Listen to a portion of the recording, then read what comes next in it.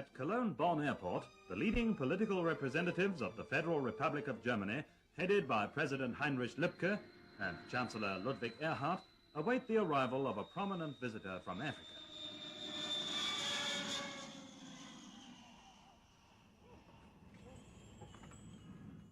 His Excellency Adan Abdule Osman, President of the Somali Republic, pays a state visit to the free part of Germany in order to hold personal talks designed to strengthen the fruitful political, economic and cultural relations between the two countries. After a cordial welcome, at which members of the Somali embassy are also present, the national anthems of these two friendly powers are played.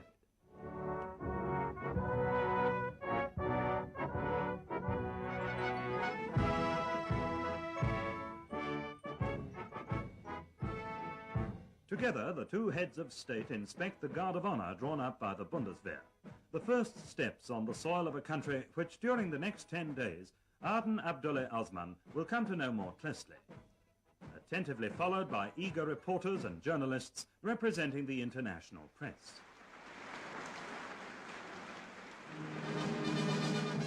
On the day of his arrival, the illustrious visitor, escorted by a police motorcycle unit, calls at the Palais Schaumburg in Bonn, the official residence of the Federal Chancellor.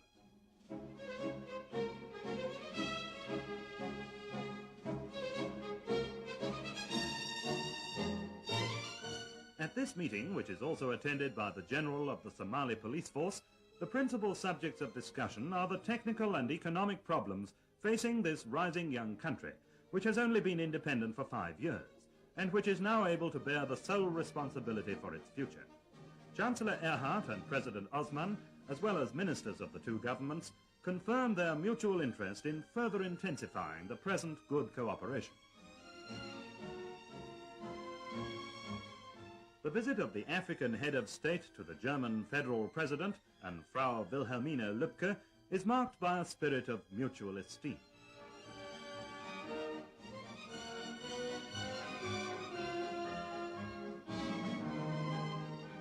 In the presence of his ministers who accompany him on his tour of the Federal Republic, President Osman is decorated with the Grand Cross of the Order of Merit of the Federal Republic of Germany by President Heinrich Lübke. The German president is honored by the award of the Order of the Somali Star, presented to him by his African guest.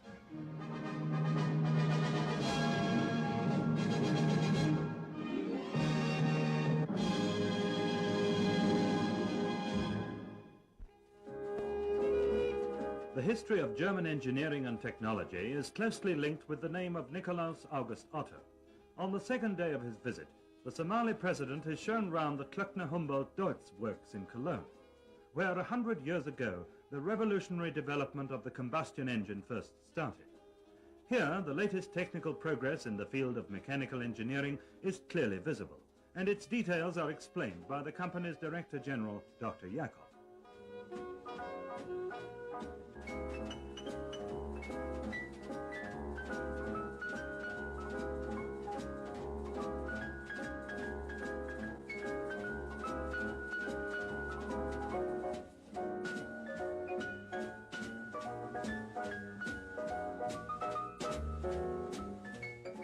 President Osman displays keen interest especially in those heavy vehicles that could help to accelerate the building of roads and industries in his country, which is twice the size of the Federal Republic, and which could be used to great advantage in the extensive agricultural areas of Somalia.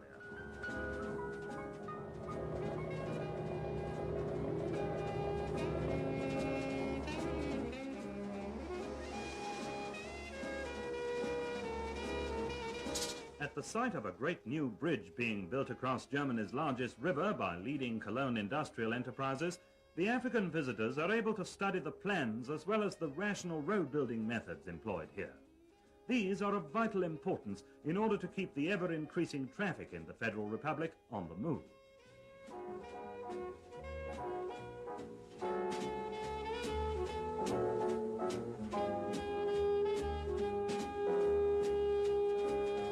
Leading building experts of the Strabag company explain the details of the new bridge across the Rhine in Cologne.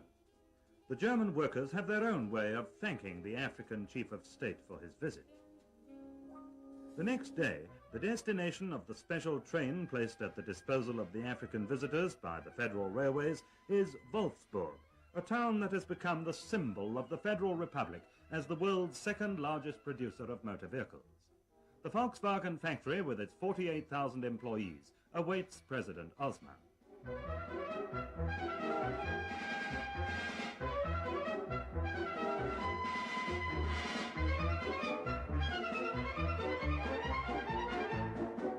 Every day, 5,600 vehicles come off the final assembly lines, ready for shipment to all the countries of the world. Their route to the principal German seaports is followed by the representatives of the Somali Republic, to the ancient Hansa town of Bremen.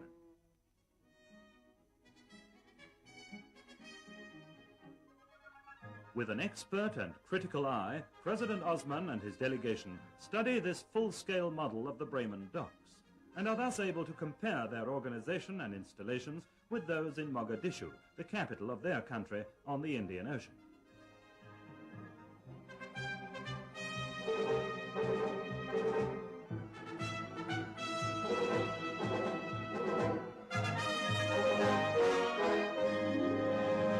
Bremen also becomes the scene of a cordial meeting with fellow countrymen from distant Africa.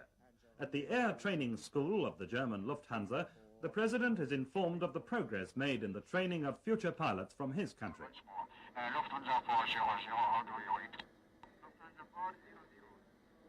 Roger, V-line 142 is clear. Time now 4-5. Over. Intensive study was required before the trainees became familiar with the laws of aerodynamics and navigation, and before they were able to complete without fault the severe exercises in the Link training plane.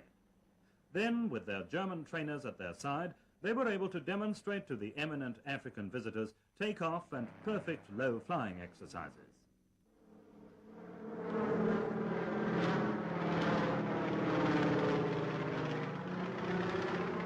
At Bremen Airport, these future pilots of Somalia bid farewell to their president, happy in the knowledge that they have passed their test. Then the head of state of the Somali Republic boards a special plane for the flight to Berlin, the old capital of Germany, where he will be confronted with the political reality of... After flying through the air corridor over Soviet-occupied territory, President Osman receives a warm welcome at Tempelhof Airport by the Deputy Mayor of Berlin, Herr Alberts, and by members of the Berlin Senate.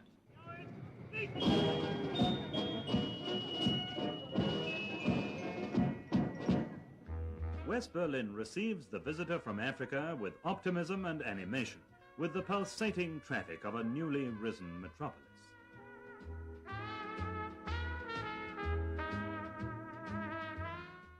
Along Kurfürstendamm, the city's most famous street, past Charlottenburg Castle, across Ernst-Reuter-Platz, and through the Hansa district, designed by architects from all over the world, the African visitors drive to the Brandenburg Gate.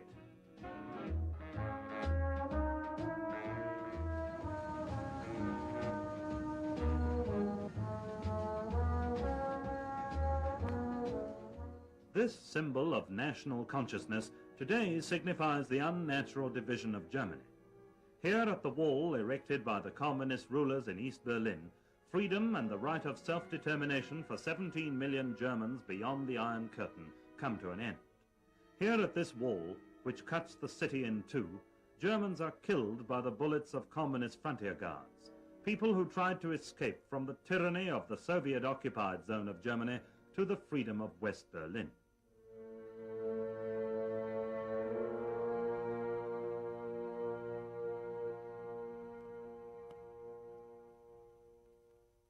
In the variety of meetings and impressions, the visit to Garmisch-Partenkirchen will doubtless remain as a treasured memory, recalling the peaceful atmosphere of a small South German town, which is also a center of international tourism. It's situated in Bavaria, on the northern edge of the Alps, and nearly 600 miles from Berlin. The gondola of a cable railway carries the guests from equatorial Africa to the top of the Zugspitze, 9,700 feet above sea level, and Germany's highest mountain.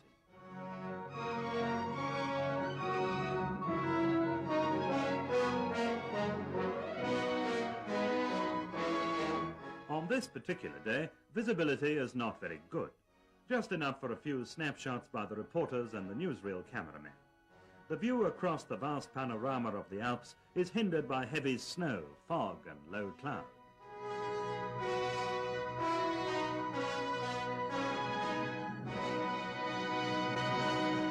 Munich, the capital of Bavaria, makes up for it, however, and presents itself to President Osman and his delegation with all the signs of the commencement of spring. Past some fine examples of Baroque and classical architecture, through the busy streets of a city which has become the home of outstanding scientists and artists, and which at the start of the university semester attracts 23,000 students, and on to Group, to the Bavarian Institute for Cattle Breeding. The Minister of Agriculture, Dr. Hundhammer, welcomes the Somali president and escorts him through the extensive grounds and modern research institutes.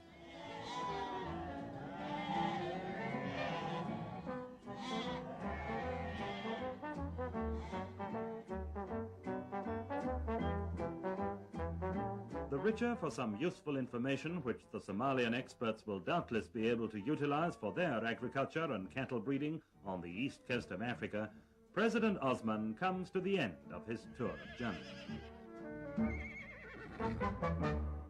At Munich Airport, the Speaker of the Bavarian Parliament, Ludwig Hanauer, and Bavaria's Minister of Agriculture, Dr. Hundhammer, bid farewell to the President of the Somali Republic. Then His Excellency boards a special plane of the German Lufthansa. As he leaves German soil, President Adan Cabdule Osman is accompanied by the cordial wishes of the German people and their government for his personal well-being and a happy future for his country.